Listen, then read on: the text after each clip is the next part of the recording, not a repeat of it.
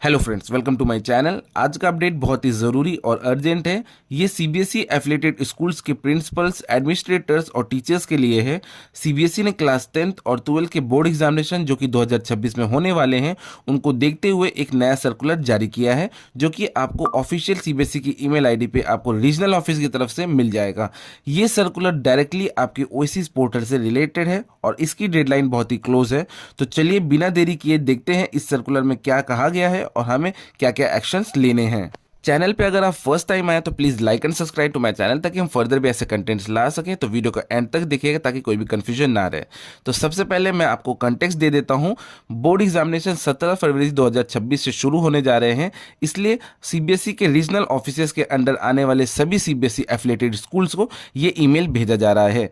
तो सबसे पहले बात कर लेते हैं मेन पॉइंट के बारे में। मींस आपको अपने स्कूल का टीचर्स डेटा ओएसिस पोर्टल पर तुरंत वेरीफाई और अपडेट करना होगा, क्योंकि ये डेटा एग्जाम कंडक्ट करने और रिजल्ट प्रोसेसिंग के लिए बहुत ही वाइटल होते हैं। अब बात कर लेते हैं पॉइंट नंबर 1, जैसा कि आप स्क्रीन पे भी देख पा रहे होंगे, correct updation of existing oasis data, यानी कि एग्जिस्टिंग डेटा को सही करो। तो फ्रेंड्स, ये सबसे इंपॉर्टेंट स्टेप है। आपको अपने एग्जिस्टिंग टीचर्स के डेटा में हर एक फील्ड को केयरफुली चेक और वेरीफाई करना होगा। कुछ डिटेल्स पर स्पेशल फोकस देने को कहा गया है सीबीएसई के एंड से, जैसे कि नाम बिल्कुल ऑफिशियली रिकॉर्ड्स के अकॉर्डिंग होना चाहिए। डेजिग्नेशन की बात की जाए तो उनकी सही पोजीशन ही डालिए, जैसे कि कोई टीचर अगर पीआरटी है तो पीआरटी डालिए, टीजीटी है तो टीजीटी, पीजीटी है तो पीजीटी। ठीक है।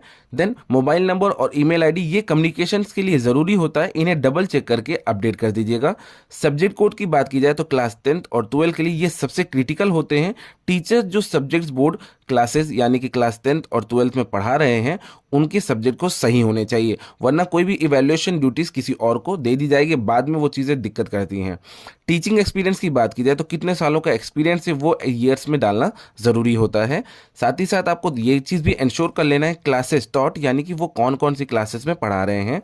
नेचर ऑफ जॉब की बात की जाए तो आपको ध्यान देना है कि टीचर आपके यहाँ पे रेगुलर है, कॉन्ट्रैक्चुअल पे है या पार्ट टाइम पे, ये क्लियरली मेंशन करना ज़रूरी है। और ये सीबीएसई ने इस ईमेल के थ्रू बताया भी है कि आपको ये सारी चीज़ें अपडेट करनी है।